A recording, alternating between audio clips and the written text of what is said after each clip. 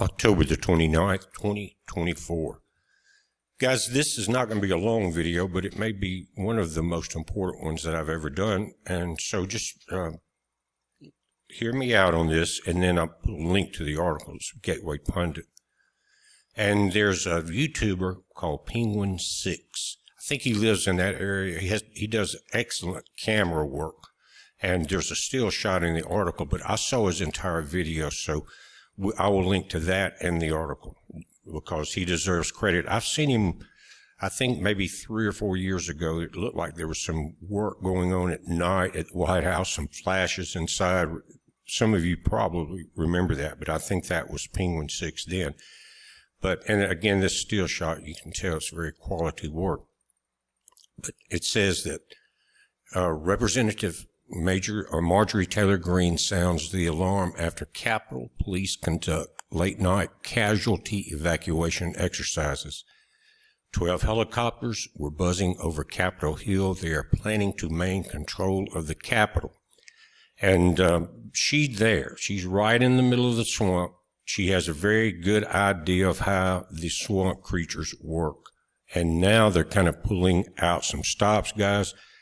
And it's starting to make sense because the polls that have Trump ahead are bogus because some of them are very close. And you can tell, guys, it's obvious. Look at the rallies, things like that, that there's some major problems with the polls. And right now there's a group out of Mesa, Arizona, I think you can read it here, that sent a boatload of bogus ballots and different things like that associated with it up into, I think, York County, Pennsylvania, and they caught it. They're going through it. Anyway, it's one of the libtard situations that we're seeing going on everywhere. They have every angle figured out, they think, of how to come in and manipulate or change or whatever the vote they want to do.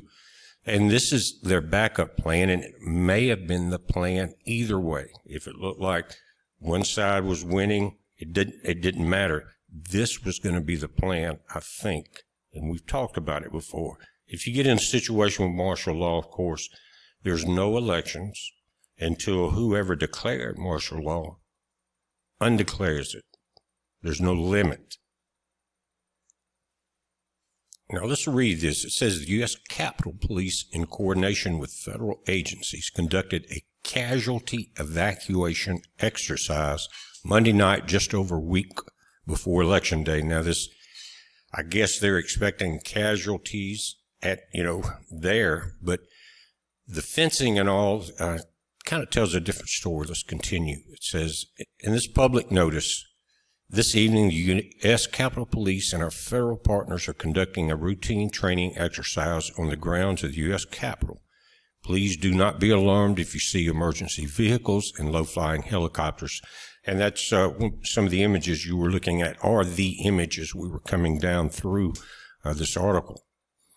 Now, the exercise, pay attention, took place 1 week after the Capitol Police conducted a campus-wide evacuation drill. That entire area of D.C. there around the Capitol building, probably all the way to the White House on the other end of that lawn. But anyway, the timing of this exercise coming just as the 2024 elections approach has raised alarms among some conservative leaders, including Representative Marjorie Taylor Greene, a Republican from Georgia. I think she has from right at Atlanta going up through the northwest section of Georgia is her area, but she issued a stark warning about what she believes is a calculated move by Democrats to secure control over the Capitol ahead of January 6th, the date designated for certification of the presidential election. Now, more than likely, even though there's a lot of attempts to not extend this late voting and mail-in ballot going on for weeks and weeks, a lot of places I think that's going to happen. But guys, this is the master plan. Now, I've been in D.C. twice. Both times we timed it with all the bikers come there. And the first time was Obama was president in the White House. The second time was when Trump was in there, and I've been down into the belly of the beast. And I can tell you from the 4 years that the first time I went there, it was semi-decent. Of course, we were just there kind of watching the bikers and watching the speeches by the different politicians. We filmed it. It was during Operation American Spring, if you remember. And we were handing out ballots and everything. And then by the time, and then in 2016, when we saw Trump go in, chaos reigned there for several years. You saw the burning, the rioting, the markings on the roads, all of the demonstrations. Chaos reigned, kind of like a Batman movie. And so the time that we got to go during the Trump administration, again during the Rolling Thunder event with the bikers, the city had went to hell in a handbasket. We were very glad to get out of there and said we would never go back, have no plans to. It had, in that quick of a time, because the wrong party won, they rather burn it down, than let go of that power. But let's go back to J6 last year. I thought it was, because I've been there, I thought it was a very bad idea and a trap to be there during this time. It looked like whatever happened, they were going to take advantage of it, right? And I think they had help on both sides. But in a statement to her supporters, Green argued that the Democrats are ramping up security measures in Washington, not to protect the people, but to further entrench their hold on the government should they lose seats in the House.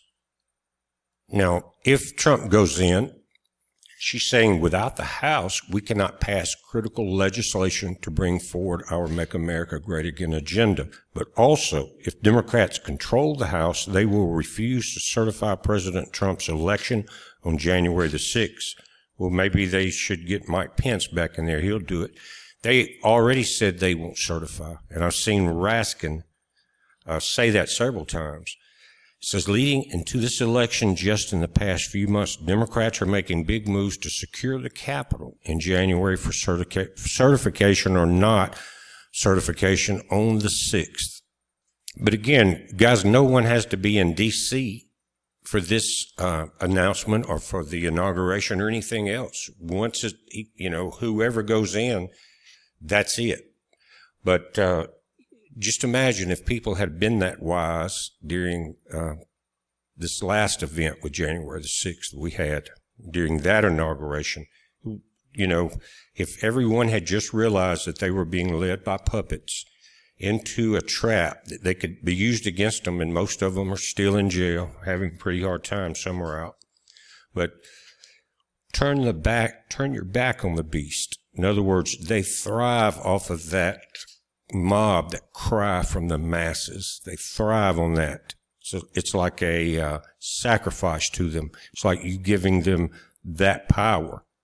But you don't have to be there to do it. I'll tell you why. But one reason, I don't think many of the people involved at the high level will be there either. You understand what I'm saying? Denver Airport may be full. Who knows? But again, this comes after the DOD signed off on military force to be used to assist police against the American people. Mayorkas designating January the 6th as a special security event. How special? SSE through Homeland Security. Mayor Bowser of D.C., remember her? She is requesting security for January the 6th, an announcement of fencing to be erected January the 5th, the day before, through the 21st. That's the day after the legitimate inauguration. So they want everything to be fenced in right there, Fortress D.C. While security is always important, Democrats are the party of riots, she said, violence and destruction. If they lose, they don't care about securing anything. They nearly burned down Washington on Trump's inauguration in 2017. Rioted nightly during 2020, called us all Nazis and Trump Hitler for years, and now they've even shot Trump in the face. But they are ramping up mass security for the Capitol because they are planning to maintain control of the Capitol by winning the House. Trump's momentum is too big to stop, and we are watching the polls stopping the steal for Trump, but we are not doing the same thing for critical House races. races. Excuse me again. This is Ms. Green. And if Trump wins the White House, Republicans win the Senate, but we lose the House, Democrats will build a fortress of resistance in the House. Yeah, but I can guarantee you one thing. When, if there's things to be done to bring back fair trade and bring some industry back to our nation and real jobs and things like that, I think you remember someone was talking about with the swipe of a pen, they could put someone in jail.